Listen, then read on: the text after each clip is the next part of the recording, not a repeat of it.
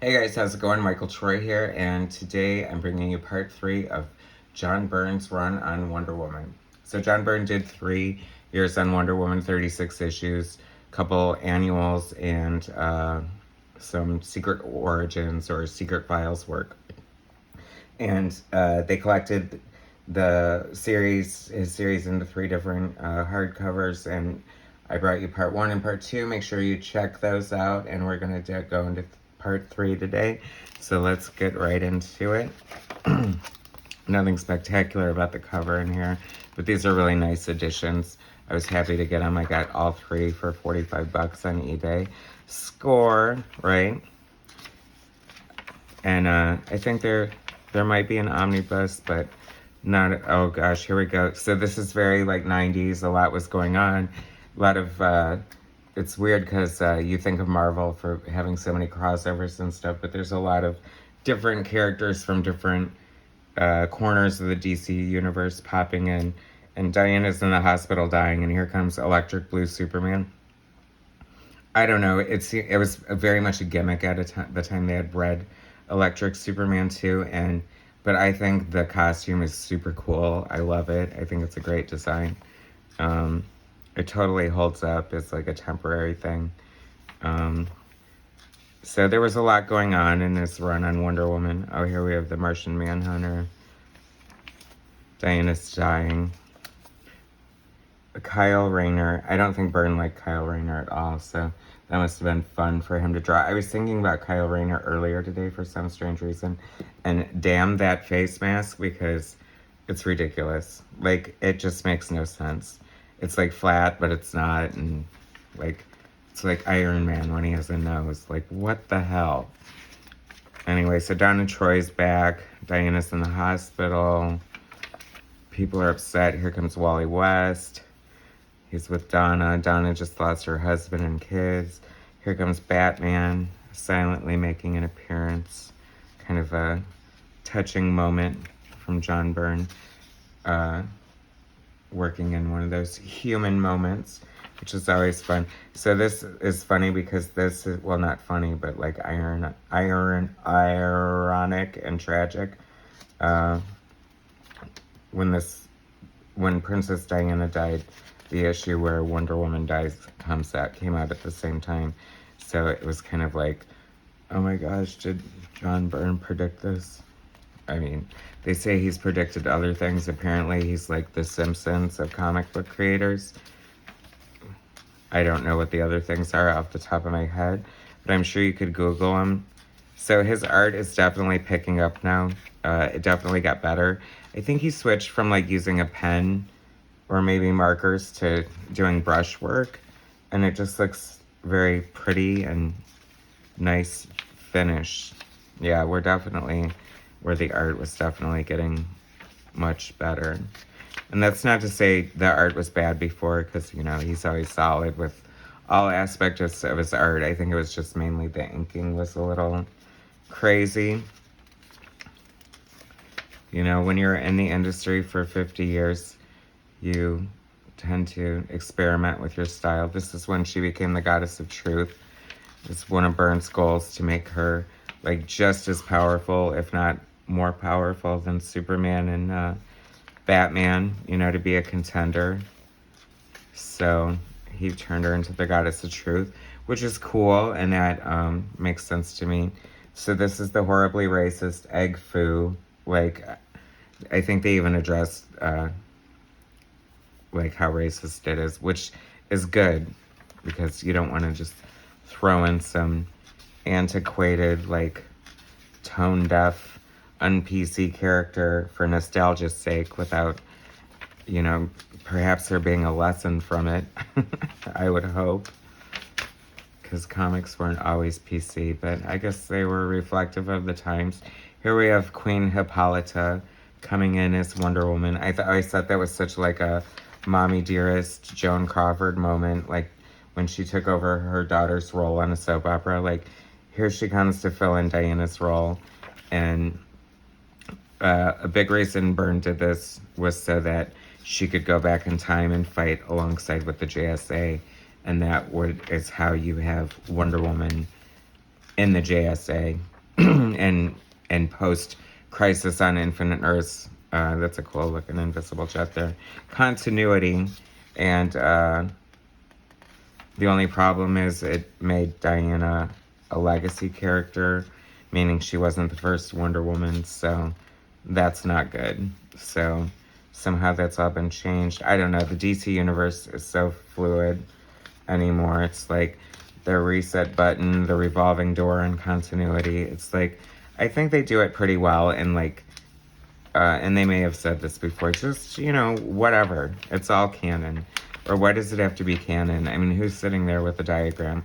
A good story is a good story. If I liked Past Imperfect and Wonder Woman, why should I have to overanalyze it to death to figure out how Brian Azzarello and Cliff Chang's Wonder Woman, what's her name? Something Nazi lady, fit into continuity. Dark Angel.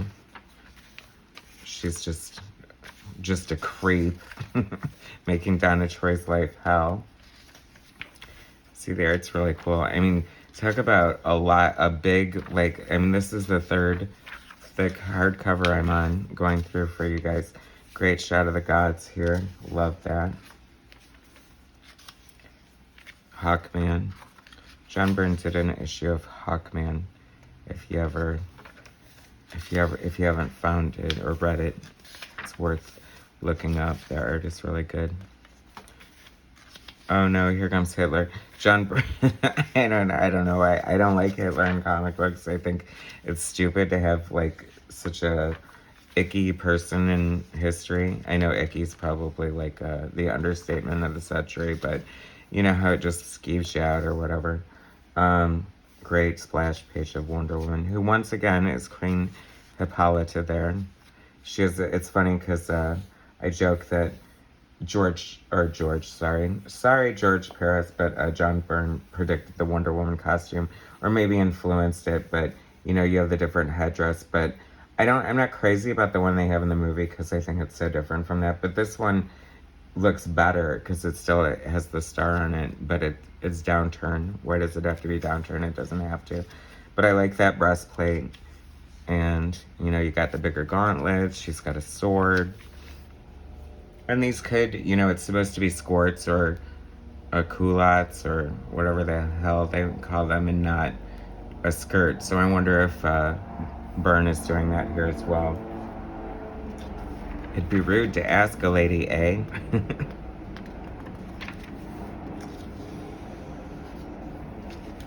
So, what's his name? Johnny Thunder. Very cool to see the JSA. I love the JSA. I love how they have them in Stargirl. They should, and then they have that JSA cartoon movie coming up soon. That should be a lot of fun. Which is funny because I was a big Infinity Inc. Fan, but never really read JSA or whatever. So I guess this is another annual thrown in here. Pencils by Phil Winslade with inks by Tom Palmer and written by John Byrne. He always gave himself third credit after the artists. So I wonder if he thinks of himself as an artist who writes, a writer who draws, the whole enchilada. I'm sure he said before, but what can I do? Who is Donna Troy? That fabled, age-old question. And this explains Donna Troy in a pretty cool way. This hideous magician on Paradise Island created a playmate for lonely, only child Diana on the island, and that playmate turned out to be Diana's mirror image reflection, who Dark Angel came to kidnap the real Diana and kidnap the mirror image reflection, who wound up being Donna Troy, although they never say where she got the name Donna Troy or how any of that worked out.